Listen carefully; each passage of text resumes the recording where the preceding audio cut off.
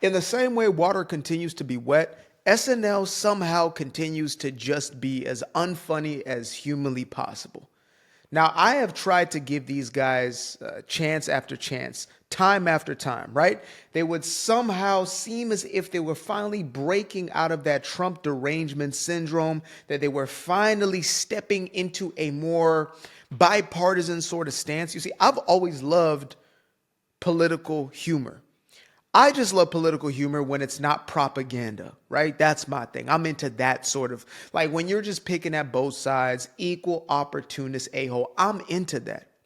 But when it starts becoming a tool to engineer the minds of the population, that's when I'm not so into it. When you're trying to lecture me on what I should think and what I should not think, it stops being funny at that point. And I know the left, the so-called woke activists, are notorious for just being the most unfunny people, just having no sense of humor, right? Mind you, a lot of these same individuals, especially those in the Hollywood system, were doing blackface in the 80s and the 90s, right? The likes of a Ted Danson, married to Whoopi Goldberg, and all of a sudden Whoopi is some sort of activist for anti-racism or whatever the hell she's purporting herself to be. You know, these same individuals, the Jimmy Kimmels of the world, who did blackface himself. He did full Shaquille O'Neal blackface on public television. The same Jimmy Kimmel is the same one who was crying real life tears when Kamala lost a race she was essentially born to lose, right? I mean, Stevie Wonder saw that one coming. So here we are in 2025, year of our Lord 2025, and it seems that they still have not learned their lesson. And to be honest with you guys, there's a part of me that is genuinely happy about this. Like, I'm glad that they're not learning from the last election, because this is setting us up for at least 12 more years of common sense, right? If they continue to do this sort of crap, we will continue to win. As Trump promised, we will win. You're going to win so much, you're going to get tired of winning. We're going to get exhausted from how much win. I mean, I'm already at the place of fatigue from when I'm winning fatigue right now. There's going to come a point where there is full-blown adrenal fatigue from winning. When they continue to do stuff like this. Now look, Tom Hanks is the sort of guy who, before the files, right, before the list was dropped, y'all know the list, right? Before the island residents were unleashed, before the individuals who went on that plane, before that information came out, Tom Hanks was sort of like, he was like an old piece of furniture in the house, right? You probably could do without it, but you're so used to it being there that it's like, do we really need to move that, right? He was sort of just a neutral guy. He's just existing. He's just there. I always thought he was overrated in a lot of his movies. Like, he plays one character very well. Well, two, I guess. There was the whole Forrest Gump thing, and then there's just Tom Hanks in every movie, or at least what he projects out to be Tom Hanks, who we're now seeing is not the actual Tom Hanks, right? It's smoke and mirrors. But I genuinely had no problem with him until he became a political talking head. That's when my issue started. When he started telling us, like many of those wackos, what we need to be voting or believing in, who we need to be voting for, and why, right? Forget your own needs, the things that you are engaging with, interfacing. Forget your experience day to day. You need to listen to me in my ivory tower, who is so disconnected from the rest of reality as far as what you need to do for you, right? To hell with the economics of your household. To hell with your safety in your immediate environment. No. What you need to care about is the fact that a 6-year-old should be able to get their wiener whacked off. That's what you should be concerned about. That's what you should care about as the everyday person. You should care about pronouns. You should care about the ability for a boy to engage in your daughter's sport. That's what you should be fighting for. To hell with you fighting for a safe country. No. What you need to care about is drag shows in the middle of the Philippines. That's what you need to be concerned with. That's where your money needs to go. Your hard-earned money. That's where that money needs to go, right? So when I saw this clip of Tom Hanks, I was honestly not surprised. I really was not. I wish I was. I genuinely do. But these people are so far gone that, of course they're going to continue to go on this very same path of pushing people away. The very people that built them, right? The platform that you stand on as a creator, as an actor, singer, whatever it is, entertainer, is your fan base, the individuals who come out and support you, right? Simple. I exist on these platforms because of the mutual relationship that we have as creator, as well as viewer, spectator, audience, fan, whatever it may be. So when I start to disrespect that relationship overall, and I don't mean being unauthentic or whatever it is, right? But when you start to disrespect that, like Tom Hanks likely had at least 55% of his old fan base, probably conservative, Republican, likely the very people he is now insulting, right? Calling racist.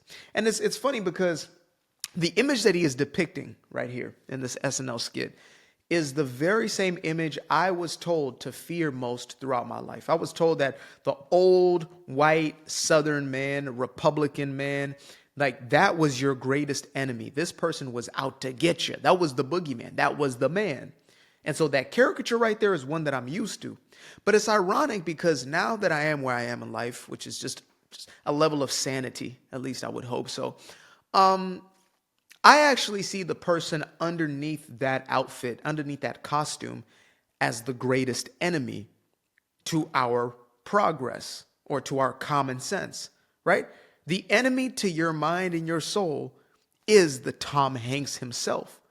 It is the so-called progressive, elitist individual who believes themselves to be better than you.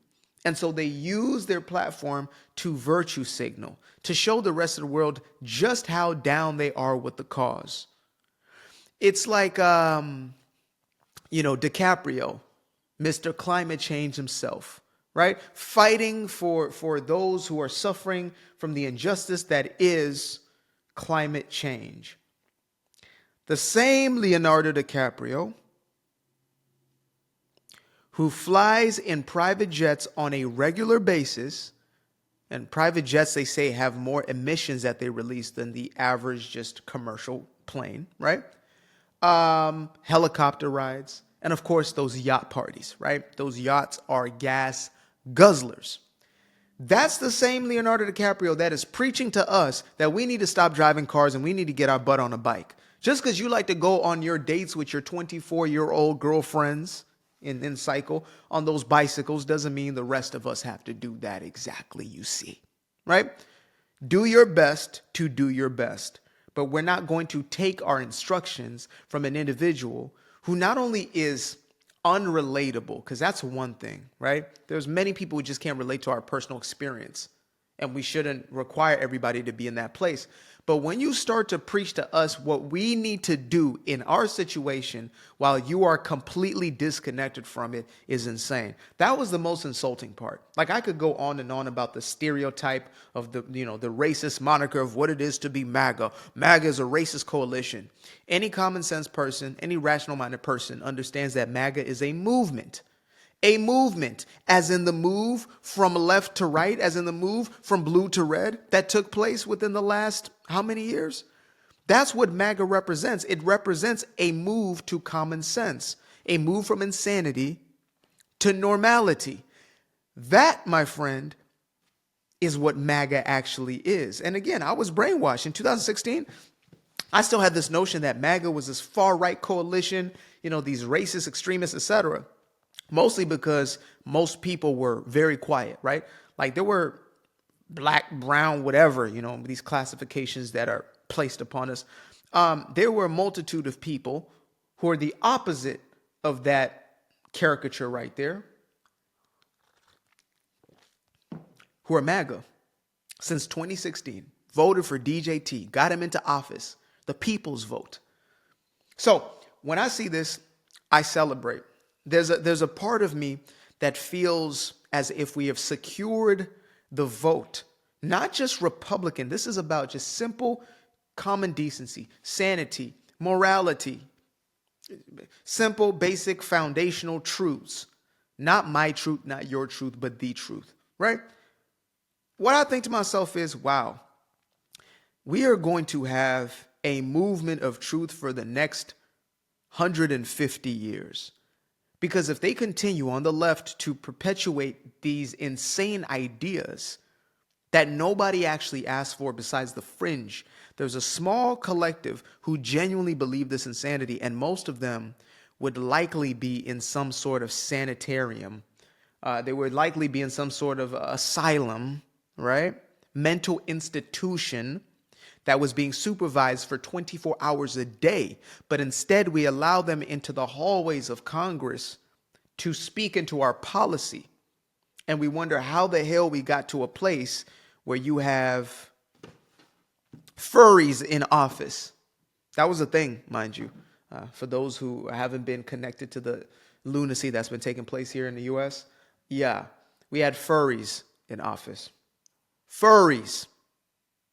I used to be afraid of the dark, place unknown like a hardening heart.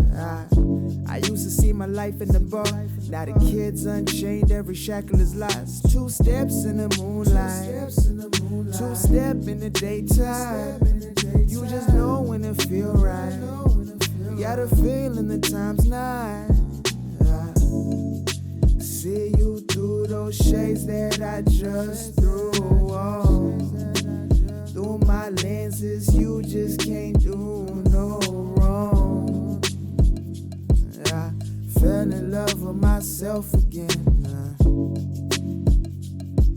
I fell in love with myself. I fell in love with the sunshine. I fell in love with the light. I fell in love with the full moon. I fell in love with the night. I can see the light again. I can see the light. You can see the life in him illuminate the night. I know the time is taking. A 365, that's a full rotation. I see you looking up, you know them constellations. Constantly gazing like counts of praises, you get to praising. They see your light shine, that's why they so frustrated. Even the sofa in Nova Scotia will win the bagels. I couldn't get them ease on the grease, why they burning up. Money growing trees, feel a breeze, still you show.